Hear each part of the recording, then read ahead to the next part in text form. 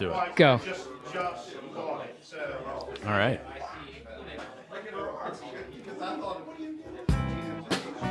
Hey, everybody. Welcome to a live podcast of Journey More Often and Tipsy Tagalongs. My name's Gary Moore from both, and I have with me today... Chris Hickey is my name. Chris? How does Chris, yeah. Okay. All right. So Chris is with us today, and the first thing we're going to do, we're at the... this is the Private Whiskey Tasting 3.0. 3.0? 3.0. This is the third year for us. Nice. We've done this, we've done this live. And they're up on YouTube right now at Journey More Often. So, nice. Journey More Often is this and this. You can see us all over the place. So, but we do these. We do it just for fun. We're just going to have a good time. But what we're going to do, I think we're going to start with this. This is called Pinhook, right? Pinhook? Yes, Pinhook. Okay. Pinhook is the brand. This is actually one of their vertical series. So this is called the Tis Rye Time, actually. Okay, so it's a 7-year. Correct. So they do a vertical release. They basically set aside a large batch of rye barrels, and they release a vertical from 4 to 12 years. So this is year 7. In between that to see how the barrels age over time. Right. Yeah.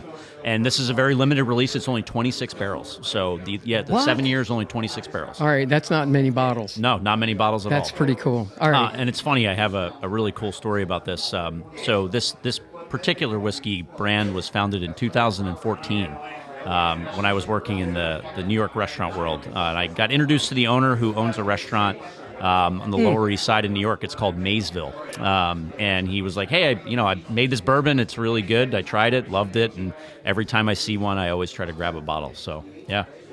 Pretty great. So you know the owner. I don't know the owner. No, I met him. Yeah, I met him. Yeah, okay. Met him one time. Honestly, I think that's one of the best ways to find out about something like this is to actually meet them and have them discuss it with you, because they can tell you all the ins and outs of it, right? Absolutely. And that's pretty cool. Yeah, and you could just tell he was so passionate about it, and he really enjoyed, basically, they have a whole horse stable. Like they used to name the whiskeys after their horses. There it is, right there. Yep. So they, and then apparently a different distiller kind of restored the brand a few years later. It seemed like things were petering off, and then they really started doing some crazy releases. So this is one of their crazy releases, and I saw it, and I was like, man, I have to pick this up. It is. Yeah. So you don't often see something like, you said it earlier, it's Tis Rye Time. Mm-hmm. Okay, T-I-Z, Rye Time. Yep, Tis Rye Time. You don't often see that. You definitely don't see the hand size of a horse on a bottle of whiskey. Yeah. And this is 16.1 hands. I don't know how they get 0.1 hands. Yeah, I don't know how they get 0.1 hands. Yeah, because I only have a hand. Yeah, I only have a hand, and too. your hand's bigger than my hand, so I don't even know how that works.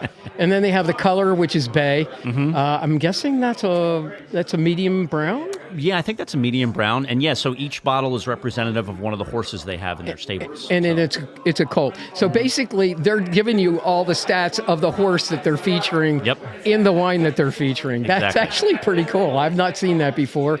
And that's a little fun fact, so to speak. Yeah, and I think a vertical is so neat, right? Like when you look at verticals, you usually think of wine, right? So my first vertical was actually wine. It was a Domaine Tempier from 1988 to 2005. I got the pleasure of meeting Kermit Lynch, who is pretty revered in the wine world. He really, represents some really great individuals, and and so I had really never seen a vertical in bourbon before, and I was like, wow, I've tried year 7, now I want to try year 4, and I want to try to collect all the bottles now going up to 12. Right? So, at this point you're like obligated. Yeah, seriously. You're like, okay, so it's so good here, I got to fill in all the rest, right? 4 to 12, I got to do it.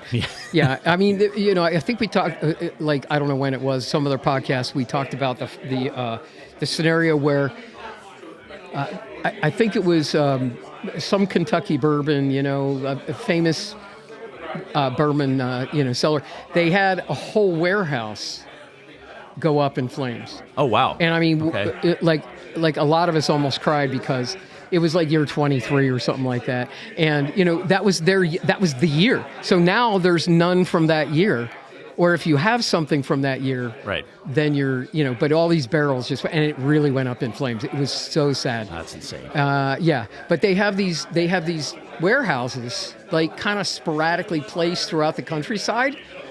And it just happened. I think, it was an electrical fire or something. I don't remember. But it is sad.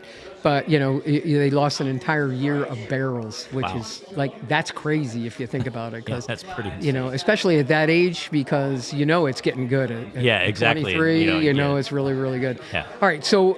This is from Kentucky. Yeah, it is from Kentucky. So, so they do make it in Kentucky. But the owner, the restaurateur, one of the part owners of the brand, he's from New York City, and he owns restaurants. There's the connection. There's always a connection, right? Yep, there's the connection. There's always a connection. You see those kinds of things all the time, and that's what's really cool about it is because that's what I love about this kind of scenario, because there's always a story. Yeah. There's always a story. And, that's why I love, in particular, I was getting flagged by. Oh, you're getting flagged. No, not flagged. I'm not flagged. Oh, you're not flagged. Not yet. Not yet. The night is still young. It's not even. It's not even 8 o'clock yet. Exactly. I've only had 2 sips so far, exactly. so I think Same. I'm good to go. Yeah. I think I'm Ask really me again in 2 hours, and then we'll see what happens. Exactly. Although when you're up here talking, you don't drink as much. We did a tasting at Old Stone Cider, and the guy starts pouring 4-ounce glasses, and I said, hey, it's really okay just for half an ounce. We just want to taste it. Right, we just want to taste it. And he's like, oh yeah, this is like 9.3 ABV, and I'm like, yeah. Oh, I forgot the disclaimer. So here, we believe in having fun while you drink, but we also believe in drinking responsibly. Yes, of course. So I personally I've got somebody to drive me home, and I'm walking home. Yeah, so that's great. You are walking. I'm literally walking right down the street. So we take advantage of that because we don't want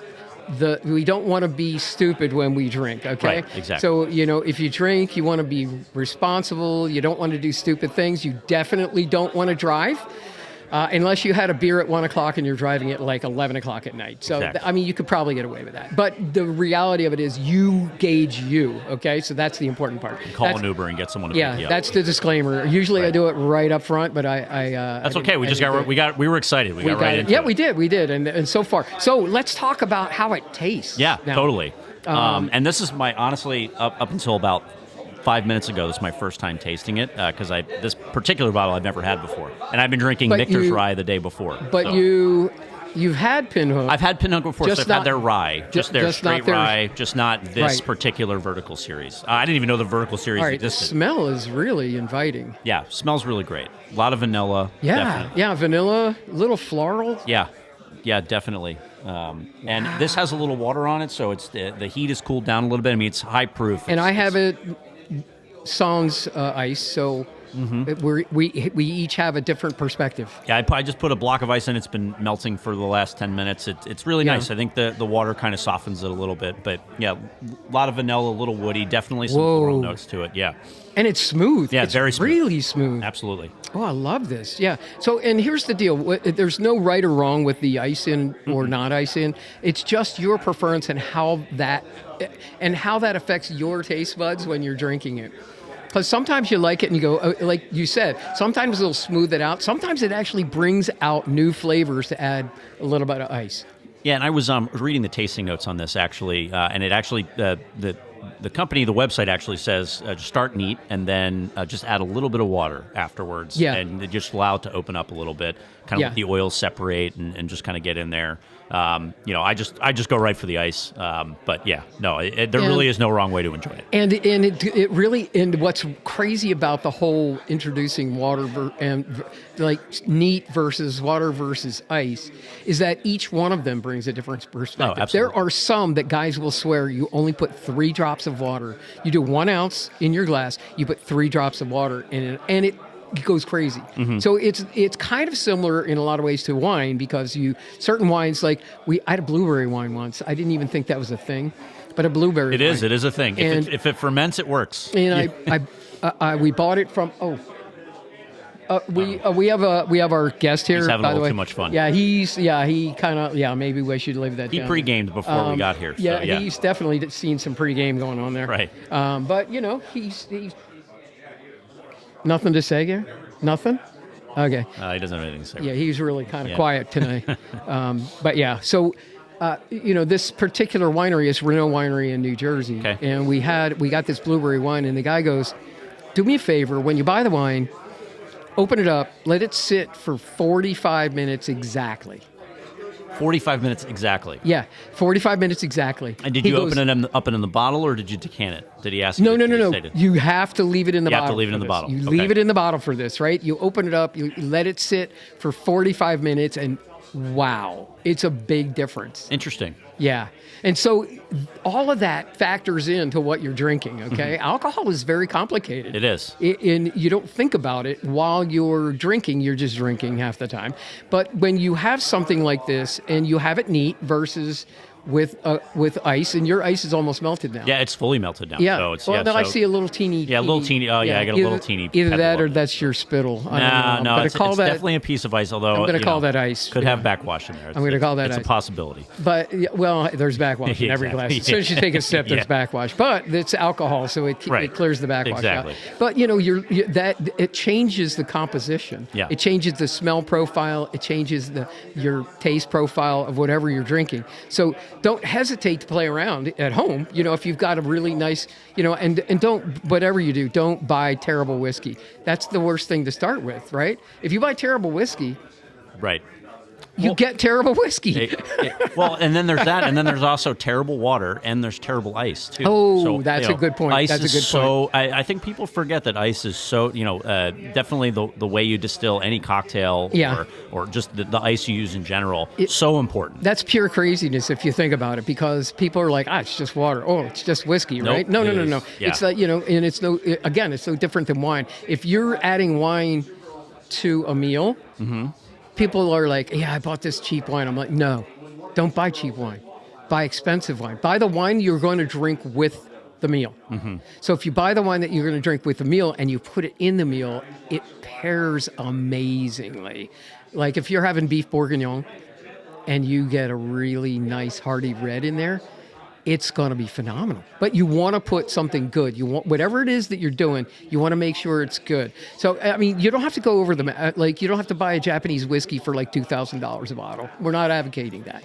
There's some really good whiskeys, and I'm not going to tell you where you can find them, but you can find them locally pretty cheap. You can buy a really good, inexpensive good whiskey for like $50. Yeah. I mean, this was $83. Yeah, this was not over the top. Yeah, I was going to say between 50 and 100. Yeah, and if you think about it, okay, so you're going, it's just a bottle. It's the same size as a bottle of wine, and that is true. However, a serving of this is much smaller than a glass of wine. You're going to get maybe 4 glasses of wine out of a wine bottle. This you're going to get like quadruple that number. So when you're saying that, okay, it's like $83, it's like buying a $21 bottle of wine. Right. Yeah, completely agree. And so you can't judge it by, wait a minute, because you're not down in this in a whole day. Well, you could. I'm not advocating. Depends on how good or bad your day is, I guess. I'm saying probably shouldn't. No, probably not a good idea. I'm just saying. Unless you have a couple buddies with you. But that's the whole point. Dollar for dollar, it actually does well against a bottle of wine. So if you have a good bottle of wine and a good whiskey, it's going to pair with the price point. Yeah, and it's interesting. Like, also reading a little more about this, they said, hey, this would make a great Manhattan or a Vieux Carré or an old fashioned. I don't think I'd put this in a cocktail. I think I don't think I would. This is so. There are rye whiskeys that are good that you would put in a cocktail. 100%. I've been doing. I wouldn't put this in a cocktail. No, I wouldn't put this in a cocktail. This is too good to put in a cocktail. No offense to the cocktail. No, because it's gonna just dilute the beauty of the flavor 100%. here. Yeah. So for me, I'm gonna use a good rye whiskey, but it's not gonna be that. Yeah, I've been doing old fashions for the past couple of days with Michter's Rye, which is just a really great, there's solid bottle. There's plenty of good ryes for an old fashioned or a Sazerac. There's plenty of good ryes for that. But this is like straight up. You're good to go. Yeah. Yeah, absolutely. All right, what else do we want to talk about this? I mean, for me, I guess it's really just the story. I think, just like when I look at wine, it was interesting when you were talking about, getting something expensive versus getting something cheap. Right. There can be things that are in the middle that are just absolutely excellent. And when you talk to the wine owner or you talk to the people that make the wine, just like when I talked to the owner about making this, you could just tell how much of his heart and soul that he put into this, this bourbon. Right. How much he loved it. He wanted people to try it. He wasn't even charging us for it when he was pouring it for us. He just was like, try my whiskey. Tell me what you think. Right. Do you have any feedback? Here's a couple of bottles. Take it with you. And I mean, yeah, it was just starting out, but he hooked me. I'm like, this is awesome. He's really passionate about what he does, and I always try to pick up a bottle like this whenever I see it. So did he kind of ask what you liked? Like, do you have a particular... So, no. Or did he just say, you got to try this? I mean, because there's those two philosophies, right? Yeah. There's those two philosophies where they can say, all right, what do you like? And then they match that, right? And then there's the other one where you got to try this.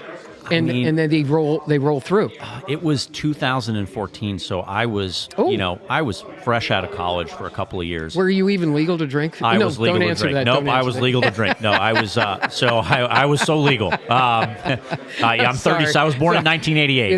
That was a little dangerous question to go live on, but No, I was of age. All right, thankfully. But I wasn't. I guess I wasn't as cultured as I am now, right? So I'm still young. I'm in my early 20s. I'm, I'm still drinking Jameson, and I'm drinking. Then you were in your early 20s, right? Then now you're just in your mid 20s. Right? Yeah, just in my mid 20s. Yeah, 29 forever.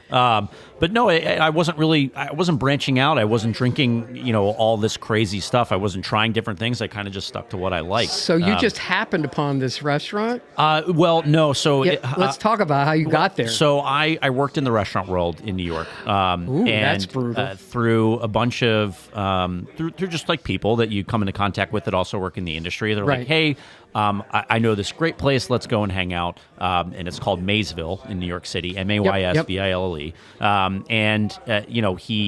This individual knew the owner, and he happened to be in the building, and he came over, said hello, started talking to us, and he was like, oh, I just came out with this new bourbon. It's called Pinhook, and I want you to try it. And he, while he was sitting with us, he just told us the story. He talked about it. He poured us samples. He made some cocktails with it. He was like, what do you think? How do you like it? I'm like, this is actually really good. And I'm just this young kid, not really paying attention, knowing the worse for wear, but I really enjoyed it. I enjoyed his story and his passion, and he had me hooked. So here we are 11 years later. Yep, literally. That made a mark on you. Yeah, absolutely. Yeah, and that's how those kinds of things work, because he did. You got to try this, right? Yep. So he did do that approach, which is great, because sometimes you don't know what you like until you find out you like it. Right.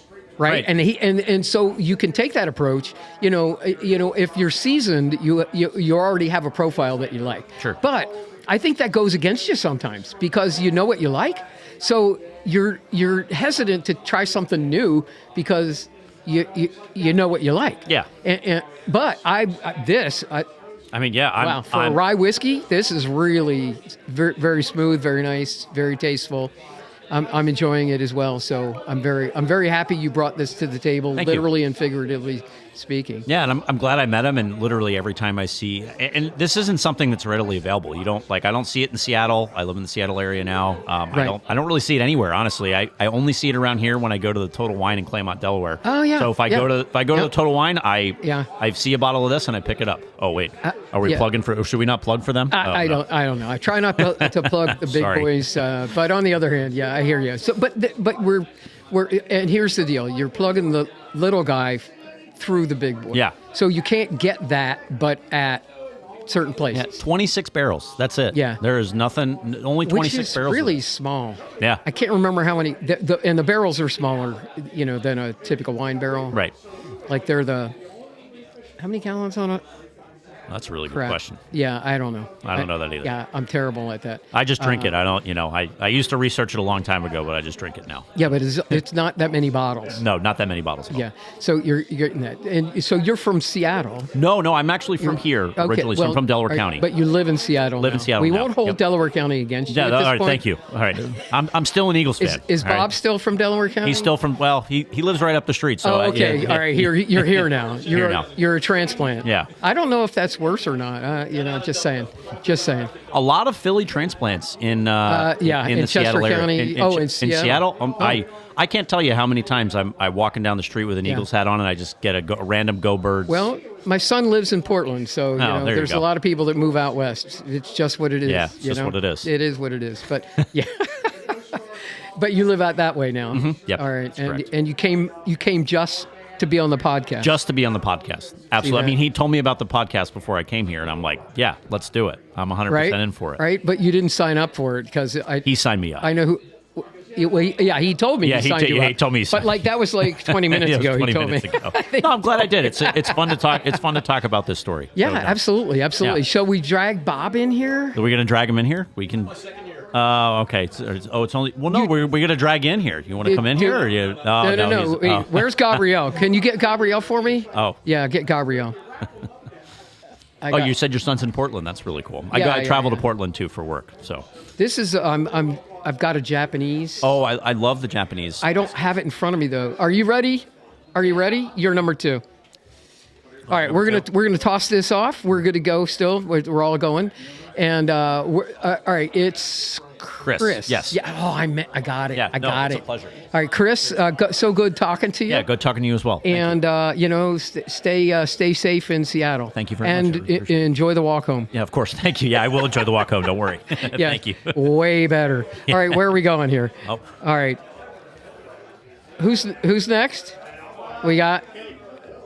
Who's next? Dave's next. Gabriel. Okay, Gabriel. Gabrielle. Sorry. Yeah. Does he make you say that? No, I do it on my own. See, I've traveled around the world a couple of times, and the one thing that I know is if you get somebody's name like 100% correct, they love you forever. Yeah. So, hey, Ray, do me a favor. Can you bring the bottle out here? No. Ray, can you bring your bottle out here, please? What do you got? Wait, are you eating? Can you bring the bottle out here? Oh, yes. Of the Japanese? So, no, Oh, wait, this is Gabrielle Rublar. Hey, guys. How you doing? Hey. All right. Yeah. It feels nice to be here with you. Right? I know. We don't do this often enough. And it was probably, whoa. This was 2 years ago. This is obscene right here. Let me just... So I've got that in this glass. We just did the pinhook out of this glass. Okay. I've got that in this glass. So, what do you have in your glass? My favorite. What? Booker's. Where is the bottle? Die Hard. Can we get somebody to bring the bottle? Hey, Mike, can we get the Booker's bottle, please? Yeah. Let's talk. Booker's? Let's talk about both. Oh, Brian, my friend, he's gonna get it. All right. So, Nika Coffee Grain Whiskey. So I don't know if you remember this. 2 years ago, that was the best bourbon. Yeah. Or whiskey, actually. Yeah. Not a bourbon. Whiskey. But whiskey. In our event. And Dimitri Papadakis brought it. Oh, yeah. Dimitri brought it. You're right. You're right. Yeah. So this is what I'm having right now. Okay. So you're having that. Yeah, it's all right. Can somebody get me an empty glass? You need it? Can we get an empty glass, please? All right. So this is the Nika, and this is actually a really good Japanese whiskey. So we did do that. We didn't. I mean, I can. No, we didn't. We didn't talk about this last time. Yeah, he's worthless. I mean, he's worthless. He's worthless. He hasn't said a word all night, and I'm like, dude, cat got your tongue? Right. Yeah. And no, the guy's like, I'm not talking. He's better than an inmate at the state pen. He's not saying a word. Thank you, bro. Oh, thank you. Okay, just give me just a skosh of that, if you don't, of the Booker's. Yeah. So that way I have what's on the table, so to speak.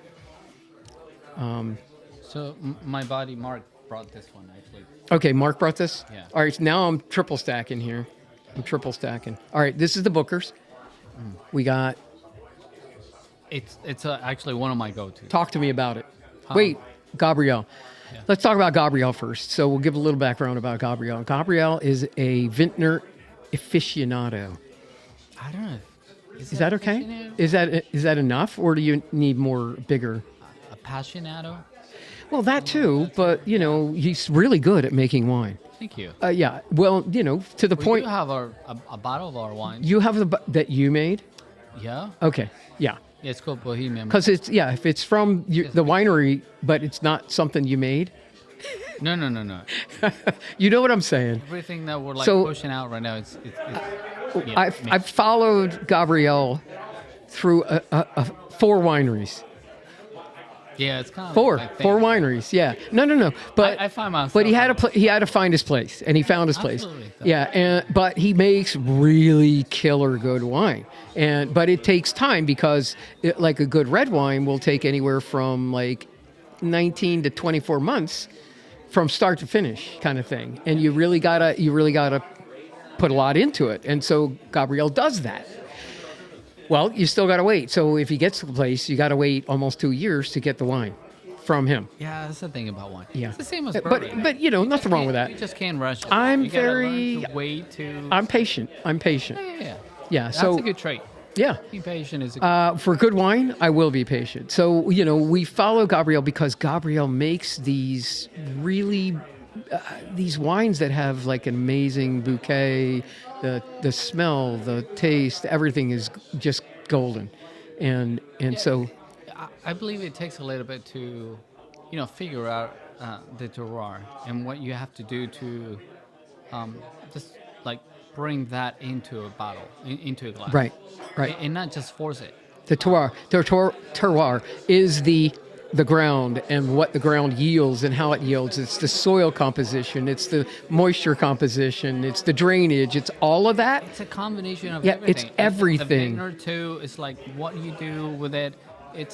That's why it's so fun, to taste wines from different locations and every single bottle has a story to tell, just like a perfect bottle of bourbon. I mean, there's. When I do take a sip, it's just it happens automatically. Right. For me, I'm like, why is what happened at this vintage? What happened 15, 14 years ago? Right. Just like what made it? You just can't rush it though. You gotta enjoy the moment. Right. And for me, just being with all these folks right now here, it really. Brings the very best of every single bottle, even if it's wine or a bourbon. I'm not a beer guy, so I can't. So I like good beer, but on the other hand, I hear you. I hear you. I had a few like Spanish, beers that are like more. I just can't deal with the bitterness. Right. Some of them are bitter. I don't actually like real bitter ones. Yeah, IPAs can be bitter. Not all of them, though. If you think about it, every single bottle of wine, you're looking for everything that should be smooth, sweet, or have like a nice transition, and you just don't want bitterness part of it. So I think. Yeah. Why? Yeah. Why would? Because you want something you like, and if it's bitter and you don't like it, that's not good. Yeah, it's not good. The temperature of what you're drinking, the product too. Yeah. But no, I hear you. I like about this Booker. Though. Yeah. Why do I like this? Yeah. Talk about it. Talk about it. Oh, I like the. Wait, I'm going to turn this around because I like this side. It's. Yeah, that's the side with the artwork. Yeah. All right. So talk about the Bookers. What makes it one of your favorites? So, from the get-go, if you look at the bottle, right? I purchase a lot of a lot of dry supplies, like bottle styles and all. So I've seen this glass, and this is probably a 79-cent bottle. It's not expensive. $79. No, 79 cents. Just the glass. Oh, just the glass. Oh, yeah, right. Glass. Oh, the glass. All right, the glass. But then if you go ahead and purchase this bourbon at a liquor store, it's gonna be at $89, $90. Right. Somewhere over there. Right. There's always the store will charge you more than what it is and all the, But sometimes you get it on sale. You never know. Yeah. So what I'm saying is just the glass, the wax, the label. Dude, there's not much money in that. The money's in the product. It's in the bottle. It's what's inside the bottle. Yeah. The bottle. Exactly. Yeah. So yeah. To me, it's a very truthful product. It never disappoints. it always brings a ton of earthy components to me. Everybody talks about pitness and it's as smooth as it can be. Is every single bottle tasted it yet. always delivered?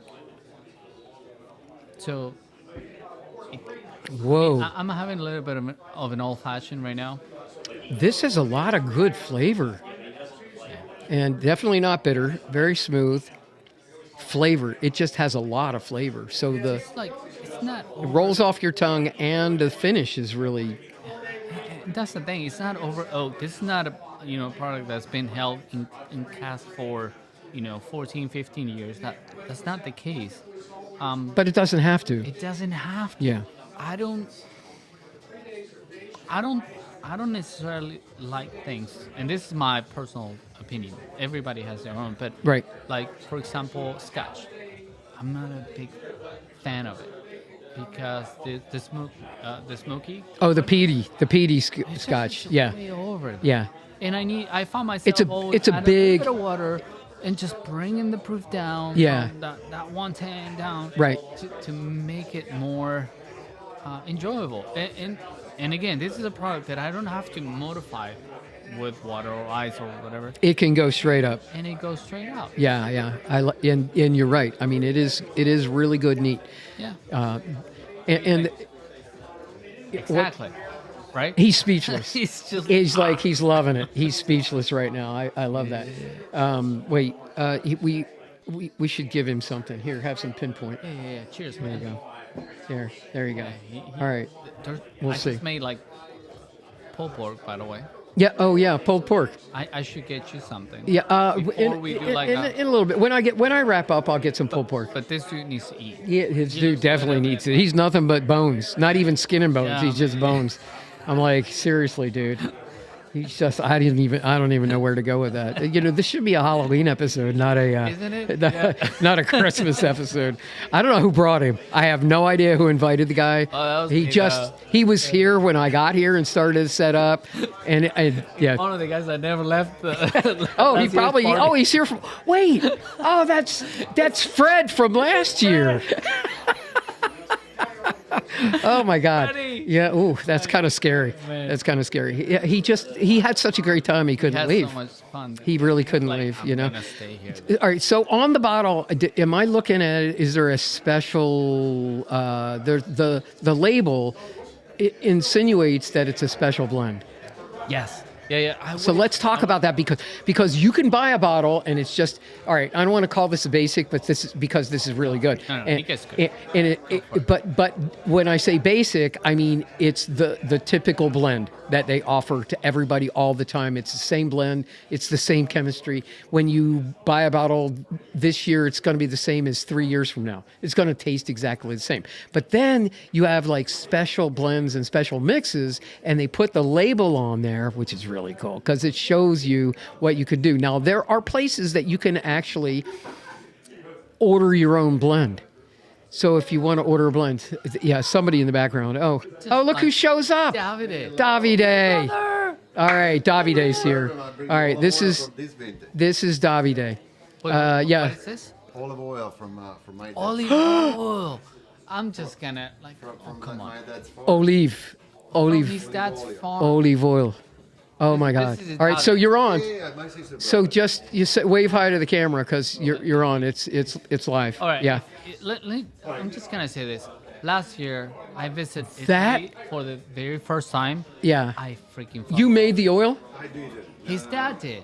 Oh, your dad did? My sister How just- cool is No offense, but it's probably be even better when your dad made it. Yeah, No, yeah. It's because not you, it's your dad. because you haven't had time to develop the recipe like your dad does. One thing, olive oil is Yeah. one thing that you cannot fix. Like, Right. you squeeze it, Right. you shrug, and that's It's done. It's done. And so you have to do it right the first time. Olive oil. So Wow. That's. you'll love this story. We're in France. Okay, sorry. Yeah, but we're in France, please. and we go to buy a loaf of bread, right? Yeah. And there's black spots in the loaf of bread. And I was with my wife. She's like, "What are the black spots?" And the woman goes, "Olives." And my wife's like, she doesn't follow French. And I said, olives. she's like, oh, yeah, okay, that made sense. But it's one of those things. If you're not used to the other language, it can be simple, but you're not going to understand it. And having had a lot of French, I understand a lot of French. More often, yes. But olive, that is that for tasting today? It's for Gabriel. I would love to open this box. Okay, no. You keep it for yourself. Seriously, one of the things that I did. Thank you for bringing it, Davide. Thank you. Get yourself a glass. Yes, get a glass. Well, there's purple. Yeah, there's a couch that you don't have to drive if you don't want to. So yes. You guys can see here. There's places to stay if you. Yeah. No, seriously, oh my God, I know that's liquid gold right there. It is. I did this olive tasting in Mendoza, like 4 years ago. Yeah. It blew my mind off. Yeah. It's a tasting, and you just go through like 6 different olive oils, and you're like, what the heck am I going? This is my salad. It's absurd. It's absurd because the tastes are so different between one to another. Yeah. It's crazy. We've done it a couple of times in a couple of different places. Like I think we did some in Mendoza. We did some in Paso Robles. Yeah.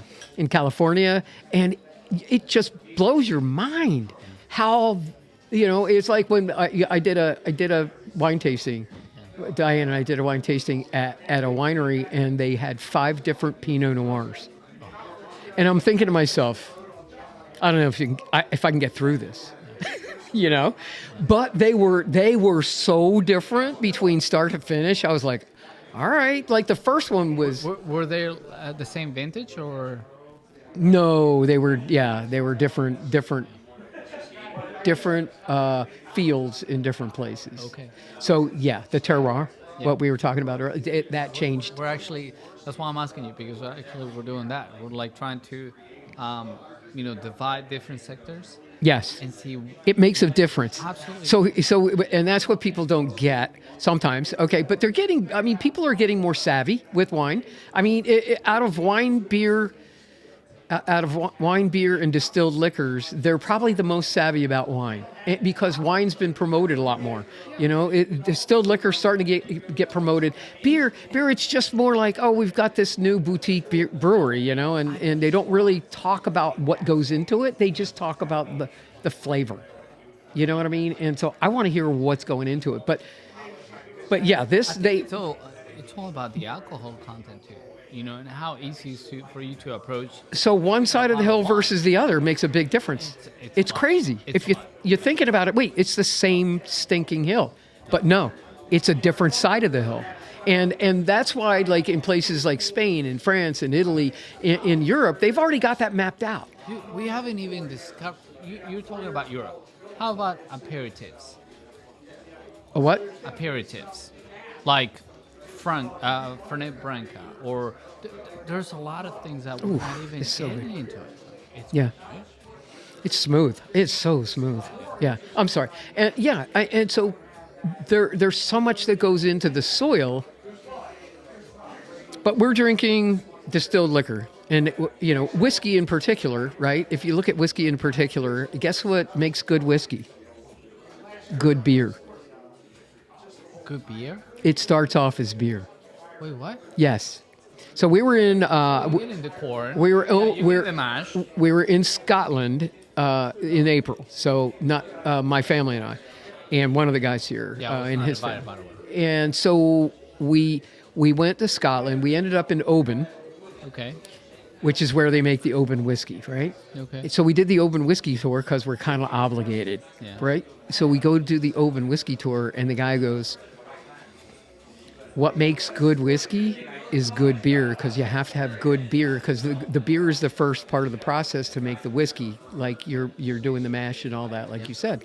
And so you're actually producing this. Now, they don't make beer out of it, don't get me wrong. They probably do siphon off some of it and make beer out of it, but the reality of it is it converts forward to make the whiskey. Yeah. And so they actually gave us like a sampling of it. You're going through that. Yeah, so we did the process, which was pretty cool. But I mean, you were thinking about it and going, I had no idea. But a good Scotch. Poof. Yeah. So it's all in the process. It's all in the, there's chemistry here, right? Just like that bottle of olive oil. There's like chemistry. There's like, I don't know. I feel that wine, beer, olive oil, bourbon, there's like chemistry part, and there's like, that Picasso or yes, there's art. Dali, or that's painting. There's art. There's Yeah. an art though. Yeah. It's like there's so much. There's so many products too. You need to find your own niche. You need to be distinctive. Well, what are you doing? Like, are you like, how creative you're doing with your product? Right. It really makes a difference, though. It really does. And then as a consumer, it's important to know your product, right? And that's, I'm a really, really firm believer of doing tastings. Yeah. Because you find out what you don't like as well as what you do like, right? And so then you can hone in on what you do like, right? And I talk about this almost every podcast, but it's important because you've got this group of anywhere from depending on the place, it's 4 to 6, right? Yeah. You've got this grouping. And you're tasting, and some of them you're going to like, some of them you may not like. I mean, you might like all of them, who knows? But you might not like a couple of them. And you look at it and go, okay, so now the key thing is, why don't you like it? And if there's something that can be changed inside your mind to actually like it, and would adding an ice cube to a whiskey change your mind? You don't know. You don't know. So that's why it's so important to do tastings at different places so that you can understand the complexity of whatever it is that you're tasting, whether it's wine, whether it's beer, whether it's whiskey, whether it's, it's vodka. I mean, I've been to places, gin. Went to Brandywine Branch Distillery, and I think it's in Ephrata, and they had 5 gins. We did a tasting of 5 gins. Again, like the 5 Pinot Noirs. I was like, all right, this is going to be an adventure. But I'd already been through the 5 Pinot Noirs, and I was like, okay, I'm game. I'm going to see what they're bringing out, right? So they bring out these 5 different gins, and I'm like, all right, I'm sold. I mean, and I'm not a gin guy. So for them to sell me on 5 gins, not even like 3 or 2, they sold me on all 5. I was like, dang, this is pretty good. But that's what the boutiques are going to do for you. And they're going to explain it. Like if we go to Bohemia, right? Somebody will explain it to us. Absolutely. There's another level of like the experience. And that's what it is though. I've been turning to, gin lately though. Now, do you make brandy there? We don't make brandy. Okay, you don't sneak a little bit off and make some? No. Have you thought about it? I mean, it's just so... It's a whole other thing. Yeah, you just need a different license when you start to distill things. Shoot, I forgot about that. Yeah, that's the liquor licenses are crazy. Out, distill it, and then bring it back in, but you got a TTV and all that stuff. No, I'm sorry. Yeah, I forgot about that. I should have known better. You don't want to get in there. I should have known better. I mean, you can make it, but you can't sell it. I think if it's just for the owner's personal consumption, they can't make it. Even play it with that distilling. No.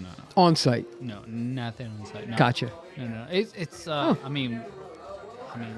See, here's the thing. This is what we're learning here, right? We're learning that you can't just do whatever the heck you want to do. No. Right? There's a legislation. By the way, I looked into getting my own distillery, right? A mini distillery. I didn't get it yet. Oh, okay. So like, I was going to buy a small batch distillery, right? I was going to buy one, and then I was. It runs in your blood. It really does. It's just like and it's not too much alcohol. It's actually I do. You have heritage. Yeah. So it's proven. So, but it's crazy. Yeah, I go to look it up and I'm getting ready to buy it. Right. This is a couple of years ago. I get ready to buy it, and they go, "What's your license number?" Yeah. I'm like, I'm just a single homeowner. Well, why do I need a license? It turns out that if to make any alcohol, any like whiskey, vodka, any of that stuff, you need a license for your distillery. So if I was going to buy one of those little copper ones. It's a small batch. It was a copper one. It's like, I don't know, it's like $1,000, right? So I was like, I'll do this just to have fun, and do boom, boom, boom. But I'm like, I can't even do it. I got to get a license for this. Yeah, no, I mean, you got to be careful though. Every time you're distilling things, you're not just distilling ethanol. You're distilling methanol too. Yeah, that's actually poison. Yeah, and you got to. Yeah, I mean, you really have to do it safely, and people. You do what? It just, you shouldn't just like walk into it, and I get that, and I don't have a problem with that. Doing it safely, I'm fine with doing everything the way it should be done. But I was like, I need a license for that. And apparently you do, but So when I'm, at some point when I slow down a little bit, which is probably not anytime soon, but when I slow down a little bit, if you do get into that business. Oh, are we going to collaborate? Absolutely. All right, we're going to collaborate on that. So you heard it here. You heard it first. It's December 13th at almost 8:30 in the evening.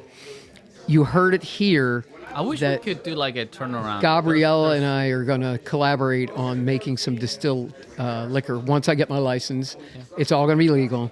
Although I feel like... What's going to be the name, though? Now I have to think about that. Yeah. My last name is not as cool as yours. Might be Dead Man's Chest.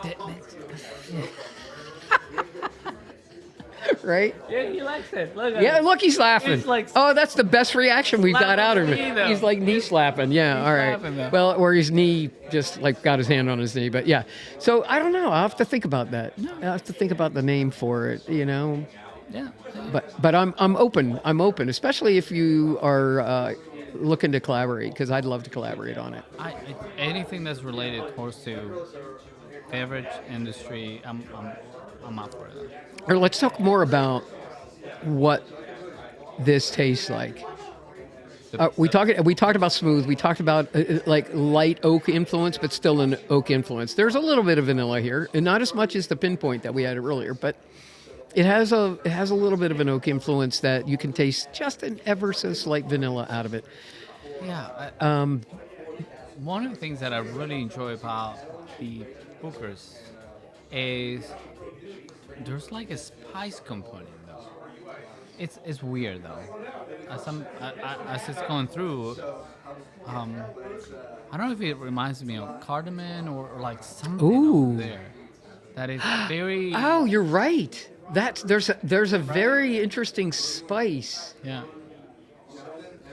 Maybe that, and I think that, and maybe a touch of cinnamon even. Cinnamon, yeah, absolutely though. Wow. You know what? Until you said it, I wasn't like, okay, wait. So that's There's really thing about suggested components or aromatics that tell people like this is what you have, and I'm like, oh, you're right. Yeah, but and listen, everybody's taste buds are different from literally everyone else's. Yeah. There's no two people that have the same taste buds. So when you're tasting it, some people taste like Diane. She's like, that tastes like leather, and I'm like, I've tasted leather before. I shouldn't tell you why, but I've tasted leather before. Like a Sauvignon Blanc with the cat piss on it. Oh, yes, yeah. Well, I never had cats. Yeah, so I don't know. Yeah. Well, I know what it's. No, I smell it. I can smell the cat piss in the wine sometime, but I didn't drink it. Yeah, I didn't drink it. I mean, who drinks that? Yeah, but somebody else didn't smell it. Yeah. That's the whole point. Yeah. Somebody else said, "What are you talking about? I don't smell that or taste it or anything." Right? So it's everybody's taste buds are so different that you're thinking, okay, But what I find interesting is there are some things that are global. Yeah. Like we've got about 20 plus people here, right, tonight? Yeah. Right. So it's a good group. I guarantee you that everybody in the group would probably like this. It's just a good. But maybe one or two would be like, it's not my favorite. But this is good. So that's the whole point, right? That's the whole point of doing the tasting. So we have 20 plus bottles out there in the other room. How many have you tasted so far? I've done 3. Oh man. Well, yeah, because I'm doing the podcast. He's far behind. How about you? He's still sitting on his pinpoint over here. Yeah. So yeah. I have a guy that I really, really would. Do we have somebody that's going to take over? Yeah. Yeah. All right. You're bringing a bottle? And an empty and your empty glass and another empty glass. Yeah, pick a bottle. Please. And then I'll have 4 glasses that have whiskey in them. All right, I'm gonna make. Gary, so this is our third bourbon party. This is our third. This is private whiskey tasting 3.0. Yeah. That's what we called it. I mean, it just so doesn't yeah. happen. Yeah. No. Did you get him? Our buddy. You got him in there. You got him. What winemaker has a whiskey tasting at his house? No. I mean, Because there's similarities to that. yeah, It's the tasting profiles. It's the aromatics. It's the spices. Thank you. Wait. So You know I have all rights to my pictures, right? I'm gonna have to confiscate your phone. He's gonna pull that face. So he's done it with me before. So you just can't do it. I'm sorry. What's your name, man? Chad. Okay. Yeah, I can barely hear you he's with our it. lead in Bohemian Manor Farm Wine. Though. Oh, okay. He's a super interested person to talk. All right. No, look who showed up with not one but 2. Okay, so I All have right, that which- one on my. Hey, Garrett, thank you so much, man. All right, Gabrielle. Thank you so much. All right. Till the next time. I'll be done in a little bit. I'm gonna probably so much. Yeah. we'll just wrap up in about 15 minutes after we're done. I didn't know you won the Super Bowl, man. You got like a Super Bowl ring on. No, that's not. That's a war. Yeah. Don't worry. That Super Bowl ring. That'll crush your hand. All right. All right, man. Yeah. Right, good luck. Thank you. All right. Yeah. You got that? Can you hear yourself? I can hear myself. No. Can you hear me? I know that. Well, I hear can you hear you and I yourself? hear me. Okay. Just make sure you're close enough to the mic. Do we need to go closer?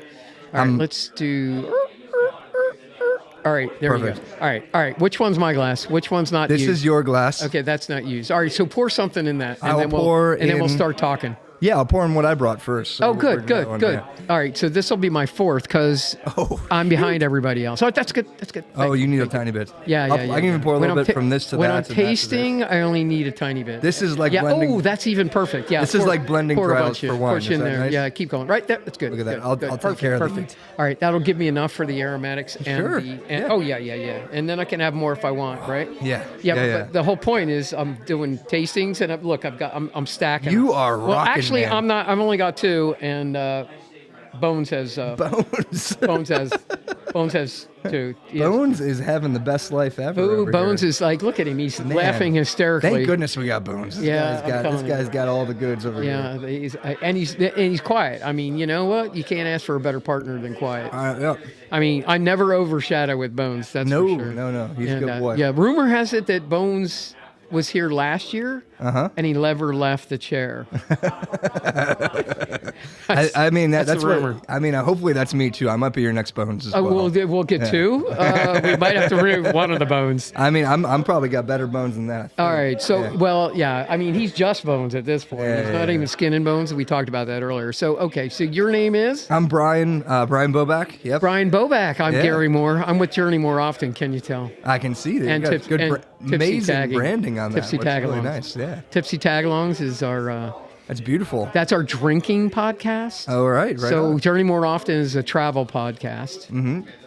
Tipsy Tagalongs is a subsidiary, and we do drinking. We drink wine, beer, distilled liquor. Beautiful. We do cideries and meaderies. Well, it's good news because I work with Gabriel, who was just on, and we make wine together. So Oh, really? yeah, I'm the vineyard guy for Gabriel. Oh. So we do the vineyard side, the wine side, vineyard side. We do it together. I was just talking. I think I played really hard to his ego. That's the best way to play him, by the way. Honestly, I just love the wines he makes. I mean, he just has the it factor He's very particular, right? when And it that's comes to making a good wine. Yep. Yeah. Very particular. He once tried to trick my wife.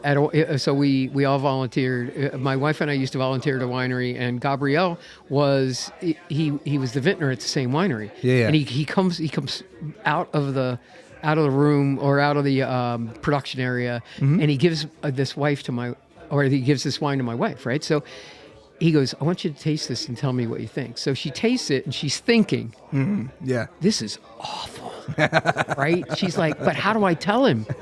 This is the vintner. How do I tell him that this sucks? Like really big time, right?" Yep.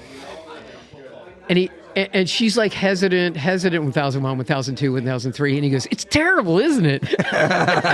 So he let her off the hook pretty quick. I was like, dang. I'm like so glad, you know. Yeah, that's the fun part too, is actually because he will do that. He will definitely do that. I pierce his ego every day because we're constantly doing that sensorial analysis stuff, and it's the best type of like homework you can get. How do you produce a good wine? By knowing what not to produce, right? So exactly, if you do a bad batch, by the way, it's interesting because bad batches are not all irrecoverable. No, not at all, because you can make so much stuff out of that. Yeah. Yeah. Oh, he left the olive oil in. He's got a little bit of that olive oil made it disappear.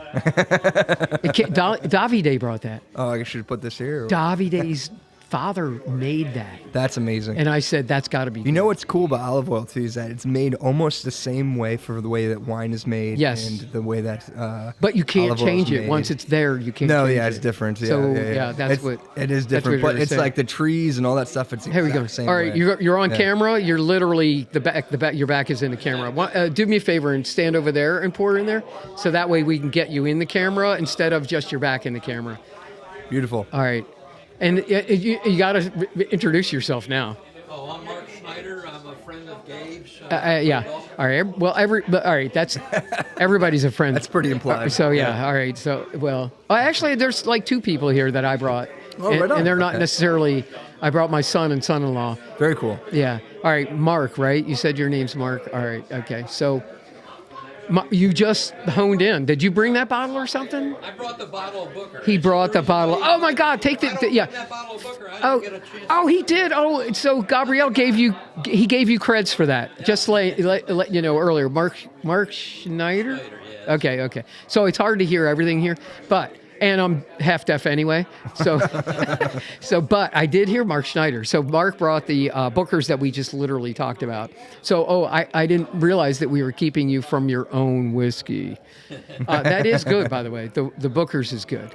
It's very smooth. All right, but no offense, we're now on something else. Oh yeah. We hit something with heat over All here. right, what do we got? Yeah. What do we got? So I brought some Whistle Pig, piggyback 100 proof. Oh yeah, bourbon whiskey, aged 6 years. Whistle Pig. All right, turn it around, show the camera. All there right. it is. It's 6 years. Okay. Yep. And you know what? This one, it often is bought for the namesake Whistle Pig, just being something that a lot of people think is very expensive.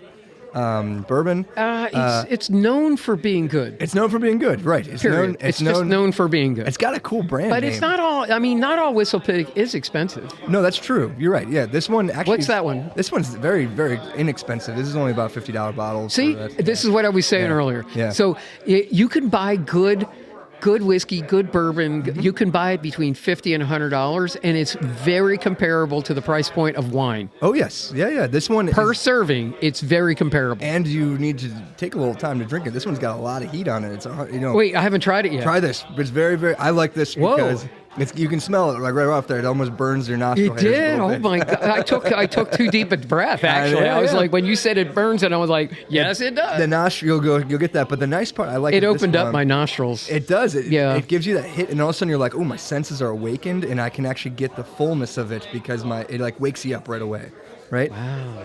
But I like it. I get this nice salted pretzel nose and a little bit of caramel in there as well. So I'm gonna be honest with you. This could literally be the first time I've ever had Whistle Pig. Oh yeah, like for real. Really? I mean, there are just so many out there, right? Yes. And I know it's good, and I've heard other people hail its goodness. It can be phenomenal. But I don't think I've ever had any. Mm-hmm. The only time I usually get it is usually at like a high-end wedding, right? I've been to a few of them, and Whistle Pig, like the really high-end Whistle Pigs, like you'll see that? some of them. I mean, you got to be at the right wedding, right? But this one, being that it's probably one of their cheaper Whistle Pigs, it's still got heat, but it's salt, pretzel, caramel, all of that. Ooh. So I did years ago. I bought a salted caramel bourbon. Mm-hmm. And excuse me, folks. I bought it, and I think that was a result of that going into my nose. It opened up, and now you're getting everything in there way back. Yeah, and I'm not blaming that because I'm not sick and I don't have any allergies here. Mm-hmm. But I think it's just sometimes you bring something in your olfactory senses and it causes you to sneeze. But I bought this salted caramel bourbon, and it was good. but it was so sweet. Yeah. That this is the opposite. That I only use it for like topping on ice cream. Yes, yeah, yep. And it's kind of it's that sweet. And when you like make mixed drinks and weird stuff with it, when you do like a you bourbon could with get away salted with caramel, that, but it's sweet. It's sweet. I've had those before as well. It's like crazy. And I thought, oh, it's salted caramel bourbon. I like salted caramel. I like bourbon. Let's see what it. And then I tasted it, and I'm like, my God, it's really sweet. Right. This one is almost like. This is not. No, this is almost like if you want like almost like a Scotch level of like a hitcha, but at the same time this nice salted pretzel, caramel, and it even has like it's a little bit of greenness on it. It's very nice. I like almost a vegetal thing, but it's very good. Yeah. I like it just because it wakes you up. It's very nice. Wake up, big. Huge. That's surprising, honestly. Okay, so here's the deal: $50. Mm-hmm. It's how many? It's 750 milliliter, or is that 500? Oh, it looks like a 750. I'll check it out. I think the shape. Yeah. Shape gives you something different. It fools you, right? But they're typically 750 or 500. 750. Yeah, there you go. Okay, so that again, that's the same size as a wine bottle. Same exact. Yep. For $50. Yeah. Which is nuts. Steal. That's now amazing. I've seen them as cheap as like in the mid 40s for a good whiskey or bourbon. Yeah. But the whole point is that you don't have to spend a crap ton of money, and even though it looks like it, but it'll last you for a while. Right, and if you're going to a party too, or you're going to a place and everyone's bringing bourbon, all that stuff. The nice part about bringing something with a brand name like that is like, whoa, Whistle Pig just showed up. You know what I mean? It's It's like well, that's the good news. Yeah. The bad news is it's gone by the end of the evening because everybody's drinking. I mean, look at it. We've pretty hit that right? one pretty good.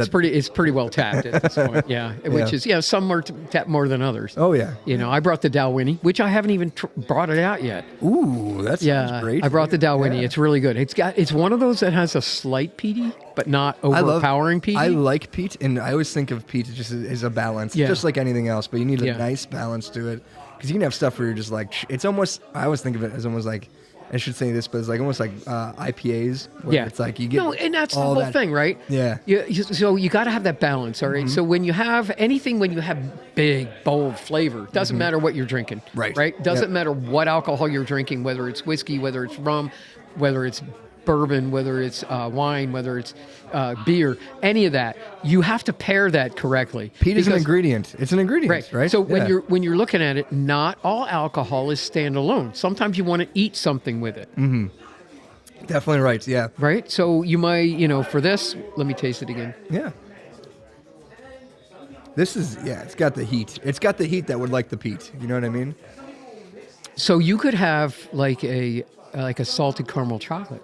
Oh my gosh, yeah. Right? And that pairing would be phenomenal. Phenomenal, yes. Yeah. And it's dry. It's not sweet. So what you do is you're adding that contrasting element to it. So you'd add, it would be the sweetness that would complement just the flavor, right? Right. But it wouldn't be what you were talking about before, where you had like a salted caramel bourbon and it's overly sweet, and you try the chocolate. Yeah. It's like, oh my gosh, it'd be too much. It's like, I need to drink a glass of water. This would actually go be really good. Well. Yeah. It would be complementary, contrasting. Neither overpowers the other. Exactly. And that's the whole thing, right? Yep. So, when no matter what you're drinking, alcohol-wise, there is standalone, which means you can just drink it by itself, with no influences, right? Right. Or you want to eat with it. Yes. Or you can do either. Or you can just clean your palate with it, basically. Right? It's like after you've had everything under the sun, it's like, oh, now we're at the aperitif stage. Yeah. You know what I mean? Yeah, and there are those, Digestive, which this actually would be a good finish to the evening, oh, right? I so, love this is the nightcap. This is a nightcap. This is like, I got everything. All right. You got to be ready for the nose on the alcohol and the hit. But this is a good aperitif that would definitely make you feel like you capped that night right. Yeah, because I'm drinking it. You're drinking. Well, we're both drinking it neat. Mm-hmm. Oh yeah. So we don't have any water or any ice in it. So, and it tastes very nice. Very nice. Yeah. It's a good solo. Oh yeah. Yeah. Definitely. And this is like, all right. So not to be. It's not a downgrade, but it's a basic whistle pig. It is. This is probably the most basic whistle pig I've seen. It's a good basic whistle pig. Mm-hmm. It's not like they have special ones. Okay, so it's just like anything else. You've got the so you can buy like You can buy, I mean, any type of barrel aging you could think of. So you have, just like any other. But if you really compare this to high-end whiskey. if you compare this to others, it actually stands above them. That's why Whistle Pig has the name and has the brand. Yep, right? they're trying to make sure that if they put the WP on there, it's going to be up. It's going to be at their standard. Look at you throwing out the WP. The WP, man. The acronym. It's the WP, right? There's actually, it goes even further, right? It goes much further, right? But yeah, this is if you got a low Whistle Pig and you got a high-end Whistle Pig, right? You'll notice a difference, but usually it's how long it's been aged, what type of barrel aging it's been. Funny enough, I used to work at in Virginia, and I used to deliver barrels to a distillery, and they would put their blue top high-end whiskey in there, which I wish I could have brought, but I've already drinking all of those. But it's cool. A place called Copper Fox, and I would bring the port barrels that we would use from making, and we would barrel age for bourbon. Oh yeah, we'd barrel age and they would only apple smoke all of the ingredients that went to making their to their whiskey, to their actual. That's obscene. Yeah, to their spirit, and they would take that spirit and they would put it in the port barrels. Yeah. We always left them a little bit of port in the bottom, so it would mix with the port, mix with the barrel, and then when they were done with that barrel after so many years, right? Yeah. Then they would give it back to us, and we would re-age our port back into it. So it was like a never-ending port and high-end. They called their blue top their highest end. Whiskey went to those, and we would have this never-ending cycle of port whiskey, Did you back in the barrels. Did you rough it up, or did you just leave the influence? In other words, so here you can get a coating in there. Oh yeah, we coated them good. The port coating gets in there, and then you re-fire it, right, or you re-torch it. Yeah, you can re-torch, and it just makes it smell so good. My favorite thing ever. God, now you're just I'm drooling. I'm literally drooling. And I mean, it's almost like you're adding layers to the dang barrel. Because how much it's okay to cuss every once in a while, as long as we're not dropping the F-bomb. That's so good. I'm good. For me, I'm like, it doesn't really come natural. I got like 4 kids, so I'm like kind of. I'm ingrained to holding it back. But I'm drinking, so you never know. Yeah. But the barrel. Bam! Itself, the F-bomb drops next time. Oh, good golly, geez. Yeah. Oh, yeah. But those barrels, man, you can get such thick. They'll keep getting bigger, and you burn it off. But I mean, cooperage is probably one of my favorite things of all time. And then you burn it. So dang cool. Yeah. And then you burn it, and that creates a different flavor profile. Aromas, profiles. Which is it's absurd. Mm-hmm. So I've actually had an opportunity to like talk to a cooper, a master cooper. Oh yeah, a master cooper. Those are the best, man. This guy was the master cooper and a vintner in California, right? Oh, usually those don't go hand in hand. No, rarely. I mean, he was rarely. like one of 6 in the entire country. That's super cool. That did both, right? So. If I wasn't in vineyard, I'd be a cooper because it is the coolest freaking thing. I mean, you see people. Because they're bending wood with fire. They use no screws or nails to hold the dang thing together. They literally put it together with like rings of metal and bent wood, and that's the only thing that's keeping it airtight, Loctite, watertight. Well, it's insane. Yeah, and the wine or whatever's in it makes it expand. It swells it. Yeah, you need to keep it swole and keep it. So it's basically watertight, right? And then you have to keep having stuff in there all the time. But it's such a beautiful art to make. You can't let it dry out. To make a barrel is one of the coolest, most beautiful art forms because you can't just do it in any moment. Like if everyone could just watch a dang barrel making videos of people that burn them, and that all of a sudden like everyone's mind just goes, whoa, it is an art. It is for real. It's an art. And if you think like, oh, this was barrel aged, and all of a sudden you're like, well, that's pretty dang cool. And then they wonder, why does a barrel cost $1,500 or $2,000, right? So this guy, by the way, he would go to France and pick the trees. Whoa, that's pretty cool. Yeah, that's really cool. I mean, this guy was like all the way up to this level. I'm like, oh my God, And those are expensive. I'm not trees, worried. man. Those French trees. Those are not cheap. No, the French barrels are the most expensive dang barrels. Yeah. And that's good. That's the best. If you can control every aspect of the way your wine goes, your fruit goes all the way through barrel. That's as good as winemaking as you can. I will tell you, we bought a bottle of wine for $100. Oh yeah, no, it's. I mean, and we felt like we were getting off easy. You're buying their low end whistle pig there. It was good. No. This was actually red wine. So we bought a bottle of wine for $100. Nice. And it's phenomenal. Yes, it's phenomenal. Yeah. It's when you have attention to detail from beginning to end. It's the most important part of any type of beverage crafting is like how much attention to detail can you get? Yeah. How microscopic can you look at something and make sure that it is tailored to what you want, how and where, but also paying attention to what is just naturally there. Because if you can't do that, then you'll never make something great because you're not playing with what you have originally. You know what I mean? Right. You're never gonna get the fullness of the system to adapt to the. Oh yeah, that's the hardest part. It's right? like everyone wants to make something. You can't. It's not like metal where you can fabricate it whatever you want. It is what is there, and you're extracting from it the goodness of that, and you're playing with that. Yeah.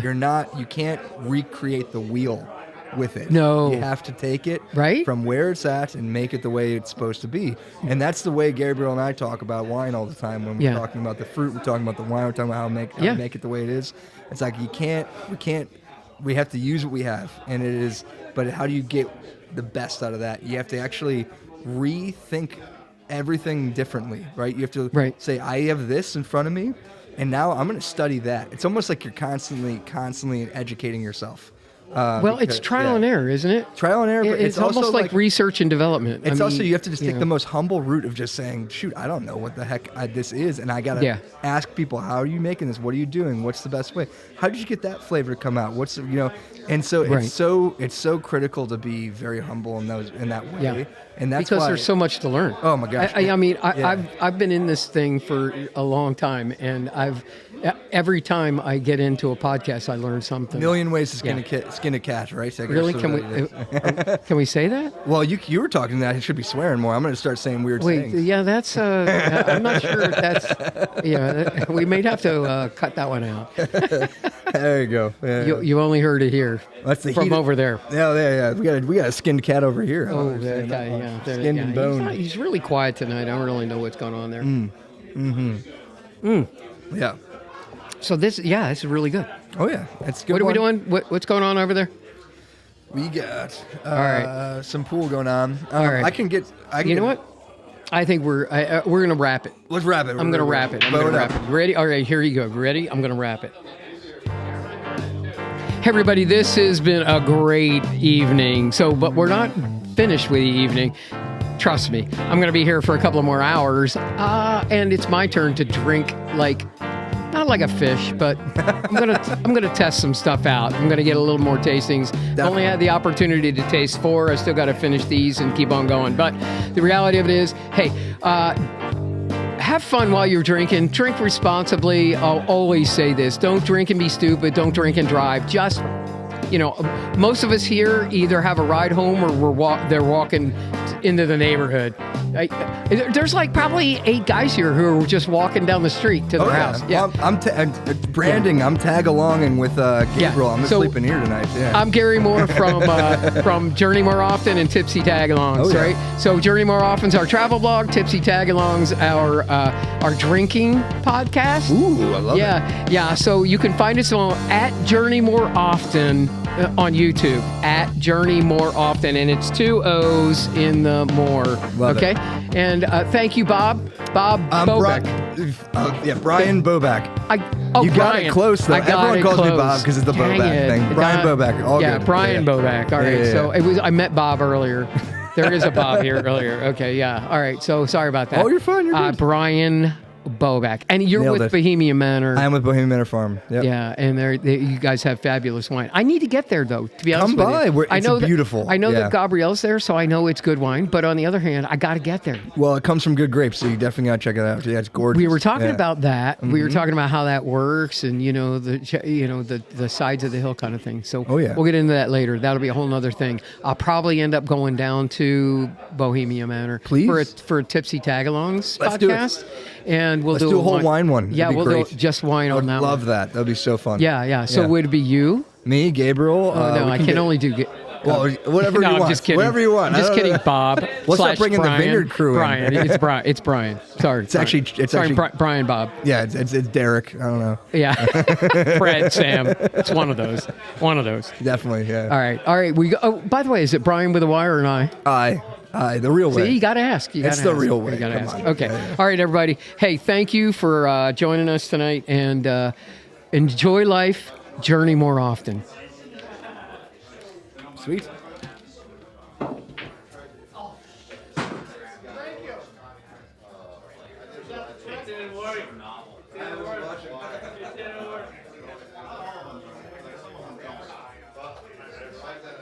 Okay. How'd it go?